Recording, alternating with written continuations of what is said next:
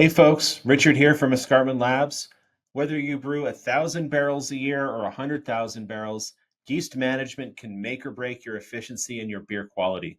In this video, I'll share practical tools and strategies from harvesting to storage to repitching that'll save you money, improve your flavor consistency, and make your yeast work for you. So let's dig in. So, today we're going to talk about how to repitch, store, and feed your yeast like a pro, or the evolution of yeast managers. By the way, this is not appropriate personal protective equipment, nor is pants under boots. Pants always over boots, folks. Safety first. Okay, so why is good yeast management important? My opinion is that regardless of which yeast you purchase, better yeast management will save you money in your brewery and make your brewery more efficient. So I'm just going to ask a few questions before we start off, and this is totally an excuse to just work in a few different Simpsons memes. So first of all, this video is for you if you repitch your yeast. This video is for you if you prefer liquid yeast or slurry. This video is for you if you prefer dry yeast. This video is for you whether or not you use yeast nutrient when you brew. This video is for you if you propagate your yeast or if you don't.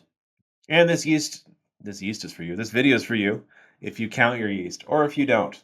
We're going to have useful things for you no matter what. So why is yeast repitching important? There's a few key reasons. Number one, yeast repitching reduces your total yeast cost. Number two, yeast repitching will help you to improve your brewery efficiency. Yeast will get used to your fermenters and your wort, and it will give you faster results. Number three, repitching, because of that cost reduction, gives you access to a wider range of yeast strains, especially when we look at liquid yeast, where that upfront cost is higher because of the smaller batch sizes. So, diving into number one, making beer keeps getting more expensive. That's one of our fundamental challenges right now in the craft beer industry. So, what can we do about it versus just throwing that money down the drain? Number one, yeast repitching will help you save money. This, I think that's well known, but I think it's really useful to lay it out like we have it here. You could see on this curve, this is a curve, this is a savings curve.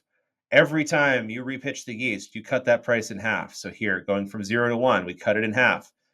Go to 1 to 2, cut it in half. 2 to 3, cut it in half. Every time we repitch your yeast, you're reducing that cost. Eventually, it does kind of bottom out, but you could see some of the savings. So, also another thing that I want to get across here is if you're not repitching, just try doing it for 1 generation, 2 generations. Even with that, you're saving 50% or more on your yeast. I'm not out here to make breweries, spend way more money than they can afford on yeast. I'm out here trying to provide solutions that work for everyone, that allow them to use the yeast that they really want to be using, not the yeast that they think that is all that they can afford. You don't have to use the cheapest option, um, and limit yourself in terms of flavor. Um, and with the one and done approach, if you're repitching, you have this opportunity to shrink pretty much any yeast at any price down to a very reasonable rate, under $10 per barrel, through repitching. Another key point that I'll make here before we get into it is that yeast repitching starts with quality yeast.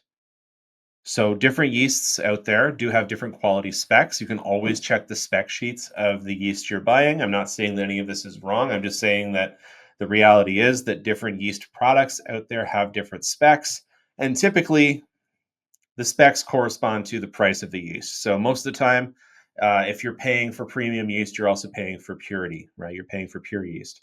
So I would ask you, for these pictures here are three different agar plates. One has a bunch of little bacterial colonies. One has a few. One has none. Which yeast has the lowest risk when repitching? And the answer is the one on the right, the one that doesn't have bacteria in it. So this is just something to keep in mind. If you are getting into repitching, make sure you take a look at that um, contamination spec on supplier spec sheets. That can be a little bit difficult to understand, but always happy to help with that process as well. And I would recommend starting with pure yeast. You do get what you pay for, and as I showed before, with repitching, you can take pretty much any yeast and make the cost reasonable. So let's get into the basics of yeast repitching. How do we do it? How do we get started? This is really what this is oriented towards. But even if you're a repitching veteran, I think you'll get some useful tips in here. So first of all, what does yeast look like? This is important. Yeast is this beigeish substance that usually settles out. The cool thing about beer yeast is that it flocculates, so we can actually get this settled flocculated layer of yeast in any kind of beer sample with beer on top. This becomes really useful later on, as we'll get into, because we can actually use the amount of yeast that settles to help us basically do a cell count without doing a cell count. So that's really important. Most of the time, as a brewer, when you're looking at yeast, you're going to see this beige goo. You're not going to see these cells under the microscope because I know how many of you have microscopes and how many of those are collecting dust or not. And I will do my best to encourage the use, but I know that sometimes there just isn't time to bust out that microscope and do the cell count. So often we see yeast in this form, in this liquid slurry. Cropping yeast, basic fundamentals. There is more on this from our YouTube channel on yeast cropping. So if you want more details, you can head over to that video. But to give an overview, usually yeast does settle in a predictable pattern. You have your trub and your early flocculating yeast at the bottom of your conical tank. You have your ideal yeast in the middle, and you have your poor flocculating thin yeast, and also beer at the top. So my recommendation always with yeast cropping is dump that first little bit of dead yeast, grab the ideal and healthy yeast when it's coming out at the consistency of milkshake or pancake batter. And then as soon as it starts looking like beer, cut it off. That's going to be a pain to deal with, and you're going to lose beer yield and therefore profit. So always aiming to maximize that thicker yeast fraction. Number one tip with yeast cropping is take it slow. Do not crop too fast. That's going to cause what's called tunneling, meaning that yeast being a viscous substance, it's got these little solid cells in there mixed in with your beer. If you crop too fast, you can actually create a literal tunnel of yeast. That then means that beer from the top of the tank or the middle of the tank ends up flowing through, and you're stuck with yeast still in the sides of the cone, but not in the top. So then you lose yeast yield. You also then might see that wall of the tunnel collapse if you go to transfer that beer later on and end up with way too much yeast in your bright tank. So, number one rule with dumping or cropping yeast is this is not the task to rush through in the brewery. You want to take that slow and gentle. If we want to dig into some of the nitty gritty here with yeast cropping, I'll give you two different methods that you can use to crop yeast from your beer and store it to repitch into the next batch. So, number one, the method one is if you have the beer still in the tank. This is the most typical method in most breweries because most breweries don't just have extra tanks to transfer the beer to. So what you want to do is make sure the tank has some head pressure so that you're not pulling vacuum and accidentally oxidizing your beer. You want to transfer your yeast slurry from the bottom of the tank into a yeast brink or container. We'll get into some options about that. Use a sight glass to monitor the density of the yeast. Again, we're looking for that like opaque pancake batter, milkshakey texture, not just looking like turbid beer. We want to slowly crop that yeast, dump some trub first, slowly crop that yeast into our brink. If we do see what we think is tunneling, let it settle and wait. You even can just hit the side of the tank with a rubber mallet or something. And then collect that yeast into the brink. And my top suggestion for how you manage your yeast and your repitching is to measure the weight of it. That's going to come in really important later with some of the other tips. Method two, which says method one here, is if you have the ability to rack your beer first, this actually works great because you can move your beer off of that layer of yeast. You can often get better total yields this way by kind of just adjusting the racking arm until you see beer coming out. Um, clearer beer. If you can remove that beer, then what that allows you to do is to rouse all of the yeast that's in the cone. Ideally, you would do that with an inert gas like nitrogen. But CO2 can work as well. It just means that you're going to get more carbonated CO2y yeast. Rousing the yeast allows you to collect a really, really homogeneous slurry. So if you want to get the most slurry out of your tank, this is the way to go. This is essentially what we do in the yeast lab. We rack off the beer that we've oxidized the hell out of, and we crop as much yeast as we possibly can. This works really, really well if you have the ability. For example, where this I find this is really useful is if you're getting into lagers and you have lagering tanks, just move that beer off um, relatively soon, like basically as soon as you're at your cold crash final temperature. You can move that beer off and into the lagering tank, leave a little bit of yeast in there to clean up the beer, but try to leave most of the yeast in the cone. And lager yeast really doesn't like sitting at the bottom of a cone full of CO2 for too long. So that's a great opportunity to get it out of there, store it, and reuse it as soon as possible. What can you use to store your yeast? These are ordered from left to right in terms of least to most complex. You can use a plastic bucket. You can use a metal pail. You can use a yeast container. You can reuse these yeast containers that we provide. These rigid jugs. If you clean them out and sanitize with peracetic acid, for example, or any other sanitizer, they work great to store yeast between batches. For the home brewers out there or the ex-home brewers out there, the classic corny keg is basically a stainless steel vessel that is really easy to crop yeast into. It has a big opening, so if you do have really chunky yeast, you can even just pour it out of that. It also has the ports for transfers. So corny kegs are a fantastic tool for yeast management in a small brewery. If you do want an upgrade, you can get something like modified with some larger ports so that you can move more viscous yeast samples. And if you want to get even more fancy, there are fully built out yeast brinks like this one that have some agitators, pressure relief features, bottom transfer, etc. So you have a lot of different options. Don't think that you have to go with a fancy, $1,500 yeast brink to start cropping yeast. You can use, a bucket or a jug. There are very famous breweries that use buckets and jugs, just so you know. Obviously, all of these things have different benefits. What I would say is having a brink with a large enough valve and outlet to move the yeast around opens up a lot of potential for further process improvement. So I would say that if you have the budget for it, something like the modified keg, at the very least, does really give you a lot more options in terms of the brewery. How can you store the yeast? So, as I said, I just want to show some practical examples here. You can crop the yeast right back into the jug that it came in if it's been cleaned and sanitized. That can work really well, especially if it's the same strain. There's basically no risk of cross contamination. Some breweries will also have dedicated yeast tanks or vessels with glycol jackets. If you're having to crop and store and move around a ton of yeast, this can be really valuable. And you don't need anything super fancy. You can buy, small pilot fermenters like these. Utilize those. I have seen breweries use, one vessel as double duty for both propagation and for yeast storage as well. So think creatively about the vessels that you have access to in the brewery. You'll almost certainly find a yeast storage option. Just to give another example of a brewery successfully doing this, this brewery, this example that I use is Holdout in Austin, Texas. Pretty small brewery, mostly tap room focused, doing about 1,000 hectoliters a year. Don't quote me on that, but a really simple process to keep yeast alive for a long time. Like I will say, they're not one of our best customers because they buy a strain once and they repitch it a bunch of times. But I do know that they're going to be loyal to what they're using year after year. They're cropping their yeast a couple days after cold crash, so getting it out of the tank quickly.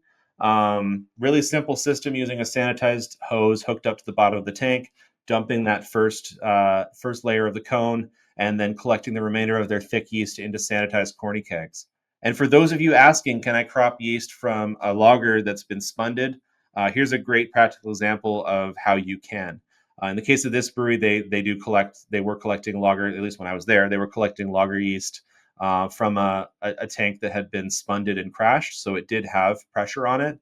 The yeast comes out carbonated, so that's why there's two corny kegs instead of one, but you just have to let it settle. One upgrade I would recommend in this case would be having a vessel where you could equalize the pressures and transfer more slowly, like you would if you were kegging beer, because then you could reduce the foaminess and actually get more of the yeast into the keg. But super simple system. They can just take that keg and inject that yeast into the next batch.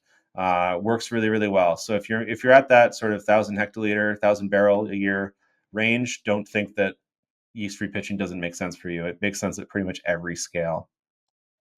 How do you store the yeast? It's Simple, but it's important. Keep it cold. Keeping the yeast cold after it's gone through fermentation reduces metabolic activity, and reducing metabolic activity will make the cells live longer. It's like hibernation for the yeast, right? They don't need as much food when they're in that hibernation state. Of course, then when they, come out of the den, they need lots and lots of food, and that's our job later on to feed the yeast.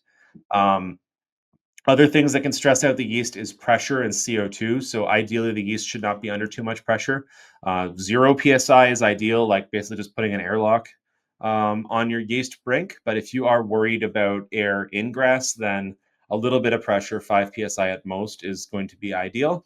I would avoid oxygen. So again, that's another +1 for being able to do closed transfers of the yeast when you harvest it, is that oxygen can be a trigger for the cells to re-enter respiration, leave dormancy. It can be a risk factor for reducing viability of the yeast and vitality. And certainly adding nutrients at or during storage can help. I will say one of the most practical things you can do in a brewery is actually, feeding the yeast. If you're storing for longer than a week, feeding the yeast a couple days before you need it, as opposed to feeding it, right when you store it, tends to work really, really well to wake up the yeast, keep it moving. I would also avoid cropping yeast off of high ABV beers. Those yeasts tend to be more stressed out. So, in an ideal world, you'd be cropping from 4 to 6% ABV beers. I know that's not always realistic. So, what does storage time impact in terms of yeast? Because this is another key question. How long can the yeast be stored between batches? And I will say it depends on a lot of factors. But just to give some examples of what storing the yeast does, it will decrease some of the storage carbohydrates and some of those sort of hibernation resources of the yeast over time. And that will mean that the yeast will have a longer lag phase. If the yeast has been stored for longer, you might have a higher risk of off flavors and under attenuation. So these are always things to look out for. It is always better to repitch yeast as fast as possible. But some strains are really, really robust, and you can actually store them for weeks between batches. So if your worry is that you have to use your strain within 3 days, and that's why you're not repitching, I would really consider trying to store it, because in many cases you can store yeast for weeks rather than days. So just to give an example from a experiment we did, we actually got yeast from a local brewery. This is not fresh lab yeast. Fresh lab yeast will go weeks and weeks and weeks and still perform quite well, because we build in a lot of nutrition and a lot of factors that help maintain the stability of the yeast. But this was yeast that was just cropped from a brewery around the corner from Royal City Brewing. Because we wanted to see, what happens to real world brewery yeast that's cropped over time. How long could we push this lager strain? So in this case, the data suggests that we can go up to 3 weeks, and after 3 weeks, things really fall apart. You can see really long lag phase in this fermentation when the yeast is stored for 4 weeks. And certainly the 3 week stored yeast is slower and didn't attenuate quite as much as the fresh yeast, but it's a lot smaller of a difference. So this really illustrates fresh is best, but you can often get away with storing your yeast. And if that's the difference between using the yeast that you think you have to use because of price and the yeast you want to use, then I think that's a really fair trade off. Storage time. So just to give some guidelines, the storage time between batches that you can realistically achieve with a beer yeast does depend on the strain itself. It does depend on how well it was fed. It does depend on, how healthy it was coming out of the batch. So these are general guidelines, and this is also assuming that the yeast coming out is healthy and happy. Lots of different factors can influence this, positively or negatively. But in general, you can see up to 3 or 4 weeks for many different classes of yeast. I would not go as long for lager yeast, but then there's other types of yeasts that are more forgiving, like a lot of the Belgian and Saison strains, as well as Kvike. They're so robust and stress resistant that you can often go longer between batches. So there's real opportunity to get some cost savings. And then I know, it's hard to sell a huge amount of Belgian beer. So if you're looking to bring in a specialty Belgian strain, you often can push it longer and even do like a little bit of a feeding step if you're going longer than 6 weeks and get it back into action. So that, once again, that might be a way to use the strain that you really want to use rather than, a more limited selection of some of the discount yeast out there. How do we repitch the yeast? We've cropped it successfully, we've stored it successfully. You can see the story here, right? I'm trying to guide you through everything. How do we repitch the yeast?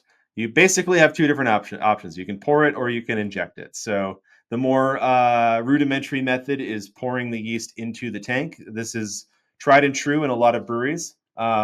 Does work. So if you have a top man way, you shake up the yeast and find a way to safely pour it into the top of the tank. If you have a side manway, you do the same thing. You just put it in the side of the tank.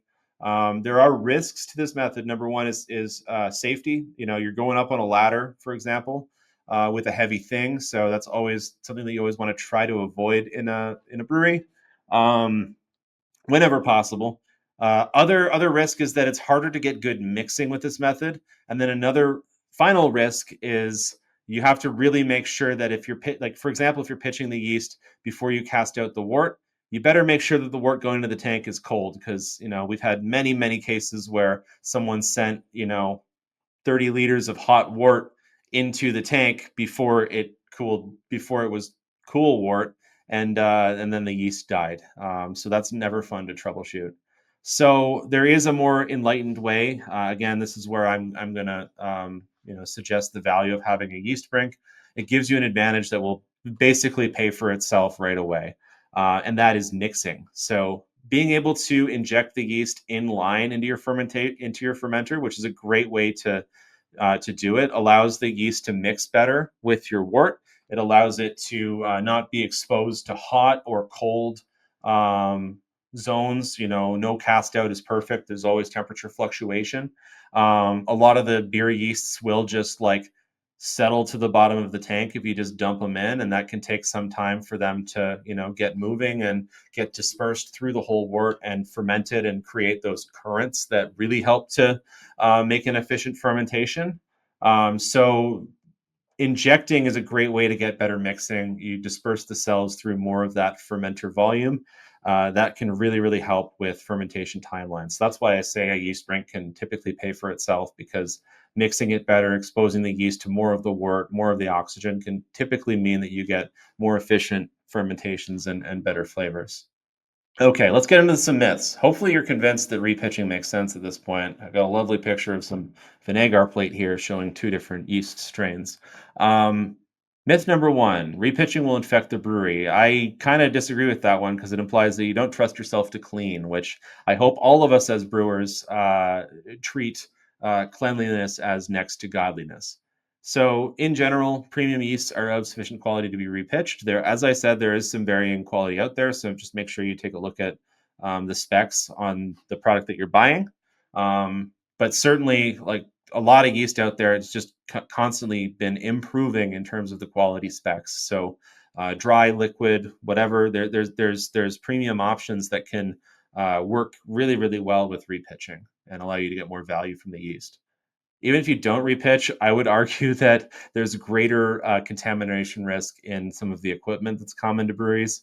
Heat exchangers and brew hoses are hotspots, and like especially I see it coming up in breweries when they hit year 4, 5, and 6. If there hasn't been any real preventative maintenance on the heat exchangers and hoses, and if the hoses don't get replaced, which they are consumables, then that's often where contamination will start to rear its ugly head and then require some intervention. So my point here is that you need to be constantly vigilant about bacteria and wild yeast, and that infections and off flavors are going to be possible regardless of repitching. So it's not really an added risk to the brewery. Myth number two, this might be controversial, especially as someone who loves microscopes, is that I need a microscope and an extra 30 minutes out of my busy schedule, right? I know for many brewers, it's like, do I have lunch or do I count cells? And yeah, you're going to feed yourself, right? That's fine. What I will say is that it's actually not necessary. Doing cell counts is useful, but it's not necessary to achieve success with repitching. We've been repitching yeast for years and years and years before we had microscopes, and certainly before widespread adoption of microscopes. It's not necessary. It does help you to dial in your pitch rates, does help you to get more generations and more consistency out of your beer. And certainly the viability assay, looking for those dead cells, can give you a really good go no go on whether you should repitch in the first place. If it's below, 80-85% viability, okay, I actually need to replace this yeast. How do which do we repitch if we don't have a microscope? I'm going to give you a really good rule of thumb here because I think this works in, I would argue, more than 90% of cases in 90% of breweries. There are some cases where it might not work, but in general, you can get away with this and you'll make consistent beer. So my rule of thumb for repitching yeast, assuming it's a typical dense slurry. So again, my texture cues are: is it like like a light pancake batter, like a crepe batter, or like milkshake in consistency? You know what I mean? Like it's not like it's super, super, thick sludge, but it's also not like it's the consistency of milk, right? It's got some viscosity. That's going to be your typical yeast slurry. Like it's pourable, but it's thick, right? Um, if it's at that density for most strains, you're right in the right territory if you're pitching about a kilogram per hectoliter or 2 pounds per barrel of yeast in your repitching. And that's where I see some folks go wrong with repitching is oftentimes it's overpitching. You'll have like a 10-barrel brewery that'll crop a full 58-liter keg, like a half barrel keg, and then pitch the whole thing, which would be an overpitch of factor of 5. So it probably ferments fast, but eventually that yeast is going to crap out, and that beer is probably not going to taste as good as it would if it was pitch at appropriate pitch rate. Um, Lager, sometimes it can be a challenge to get enough because depending on how the yeast is fed, you might not be able to crop as much of the yeast, and we'll talk about how to solve that. But simple rule of thumb for lager is double it. You can go to 2 kilos per heck or 4 pounds per barrel of lager yeast. So that works really, really well. Lager needs a higher pitch rate because of the colder fermentation. You just need to start with more yeast in most cases to get consistent results.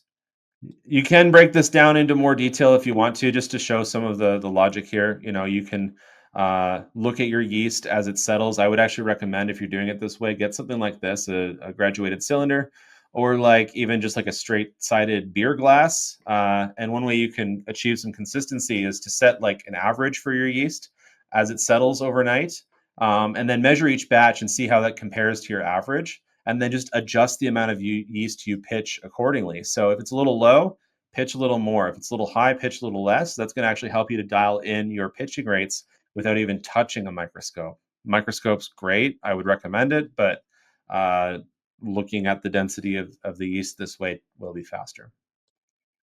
So just to give you a little bit more of the logic behind my recommendations here, um, and also some options if your slurry is thinner or thicker. So if it is like milk consistency, you want to pitch more. If it's like pancake batter, like thick stuff, you can pitch less, right? The density of the yeast slurry will correspond to how much yeast is in there.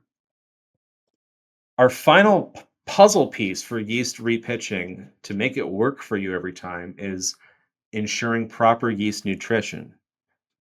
Making sure that the yeast has everything it needs from a nutritional standpoint is essential for consistent repitching. And good yeast with good nutrition and consistent practices will help you make your beer better. It will make your beer more consistent and oftentimes improve the quality. So, why is nutrition crucial to yeast repitching success? Well, oxygen and nutrients really help yeast. They make it a lot more powerful compared to yeast that doesn't have those things. So let's break it down. Oxygen. You remember this from high school, right? I'm sure you do. Glucose turns into ATP one way or the other. One way is more efficient. That's breathing. That's using oxygen or respiration. Oxygen is used by yeast cells to form sterols, which help the cells to respond to their environment. It helps them form membranes so they can make new cells. And respiration, using oxygen for energy, produces 18 times more energy than fermentation. So yeast is funny because it never stops fermenting. That's like its thing. But it does still get more energy from respiration. It gets more energy from being given oxygen to produce more yeast cells. There are different oxygen requirements between different strains of yeast and different types of yeast. So you will often hear it said that dry yeast doesn't need oxygen. That is absolutely true if you are not repitching. If you are repitching, you need to oxygenate when you are using dry yeast. The reason for that is the dry yeast it has the sterols basically built in. They're there in with the granulated dry yeast. So the yeast can use that existing sterol reserve to grow and make more yeast cells. So it's kind of a nice hack to avoid needing oxygen. However, if it doesn't get oxygen, that yeast will not build up glycogen, which is a really important storage molecule. It's that hibernation carbohydrate that allows the yeast to last a lot longer between batches of beer. So if it doesn't get oxygen, it can't make glycogen. It's going to store really horribly. It's not going to repitch well. So if you are getting into repitching dry yeast, you got to oxygenate. So that is one of the barriers for some brewers who are one and done dry yeast all the time. If you don't have an O2 meter, that'll be a step that will be important, or at the very least, just start oxygenating at a consistent level. It does matter a lot. So this is an experiment we did way back in the day now, where we basically ran 4 different yeast strains through 12 generations of fermentation. First 3 had no oxygen.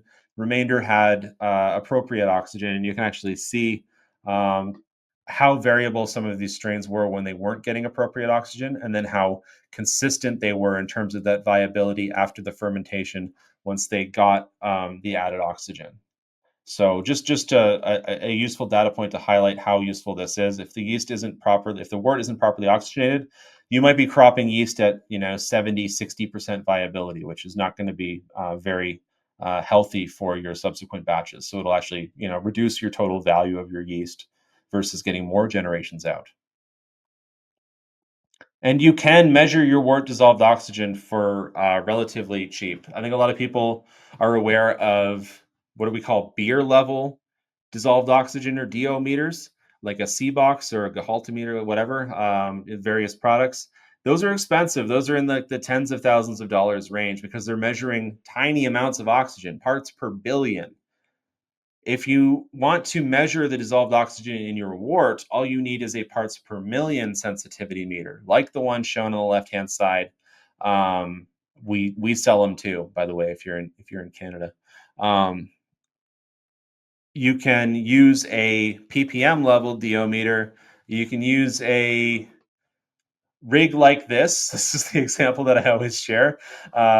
Connect your sample port on your tank and flow it through, measure your DO, get a stable reading, and then you know exactly how much dissolved oxygen is in the wort that you are feeding to your yeast. In my opinion, measuring DO in the brewery is like an unlock, just like measuring pH. And I know the vast majority of breweries have pH meters. I'm sure even more have some way of measuring specific gravity, whether it's a hydrometer or a density meter. I really view the three as the holy trinity of making consistent beer. You need to know how much sugar is in there and how much it ferments too, right? That's your density. pH is so important across the whole brewing process. Like the number one way you can make your beer better, independent of all this crap about repitching, is by just measuring pH at more places, like more times in the mash, more times in the wort, more times in the cellar. It tells you everything about what's going to happen in the beer. And then the third part of the Holy Trinity is your dissolved oxygen. I think that that's really important because otherwise you don't actually know how much oxygen your yeast is getting. And even the rule of thumb of like I do 1 lpm of whatever for 30 minutes, that doesn't tell you how much oxygen actually stayed in the tank. There's so many variables. So oxygen meter. Other nutrients. So we start from macro. We're going to go macro to micro. We're in a good place for macronutrients in general for brewing yeasts. Malt is a really rich source of free amino nitrogen most of the time. It has most of what yeast needs, as well as peptides. So some of those larger chains of amino acids. Great source of that. So usually that's not a limiting factor for yeast health and yeast repitching. Yeast nutrients that you add may contain FAN. They might contain ammonium or like diammonium phosphate. Um, Higher quality yeast nutrients will usually focus on the free amino nitrogen because that's going to give you the highest quality outcomes in terms of yeast health, as well as flavor control in the beer. Whereas some of the budget options might include a lot higher ratio of something like diammonium phosphate because that works really well in fermentation environments that are really low in nitrogen, like um, wine or cider or seltzer bases. But for beer, we don't really want to be adding that stuff. Again, it's more complicated because different yeast strains have different requirements. So that's a really important thing to keep in mind with repitching is that different yeast strains require different levels of free amino nitrogen. Some strains consistently require a lot, like the Belgians, for example. Some have pretty low requirement, like our lager strains here. So there are some rules of thumb. However, there is always some variability. So it's important to know your strain. If you hop over to our knowledge base, you can find out the fan consumption of the majority of our strains. And I think we've actually updated that data recently to include some of the new hybrids. Beyond fan is minerals. So that's kind of the next key step of nutrition. And often this is where I see problems that make it a challenge for a brewer to achieve successful repitching. So there's a number of different minerals that yeast uses as growth factors, pH buffers, and cofactors in their enzymes. The minerals can actually be a part of making the enzyme do its thing. So if you don't have those, then that can impact the growth of the yeast, the fermentation, off flavors, many other things. What I will say in particular with repitching is that not having enough magnesium and zinc are the root causes of a lot of flocculation and off flavor issues. So we always think of calcium as being the key for flocculation. That's true. Calcium is kind of like the Velcro hooks for flocculation that helps to the cells to stick together. But magnesium and zinc helps you to make the cells in the first place and to respond to the stress of the environment that they're creating. If you don't have enough magnesium and zinc, you don't have enough cells, and if you don't have enough cells, then flocculation gets a lot harder, right? You have a smaller number of little cells bouncing around in the beer without colliding to each other, forming those flocks, which at the end of the day, a flock is just a heavy particle that sinks down to the bottom of the beer. So oftentimes, yeast or calcium levels will get blamed on poor flocculation and poor crops. Almost all the time, it's a different upstream nutrition issue, and magnesium and zinc are two of the key things to look at there. So I would always make sure that your wort has enough of these, and that your nutrient, if you're supplementing a yeast nutrient, has adequate supply of magnesium and zinc as well. Going more micro into the nutrients, vitamins. We don't talk about vitamins that much, but they're really important for beer yeast. That's been one of our learnings from the last couple of years is what's going on with vitamins in beer strains. Because what we've discovered is that a lot of beer strains uh, can't make their own vitamins. If we look at the well-studied version of Saccharomyces yeast, it can, right? It makes its own vitamins. It's off to the races. But then when we go and we study beer strains, they've forgotten how to make a lot of these.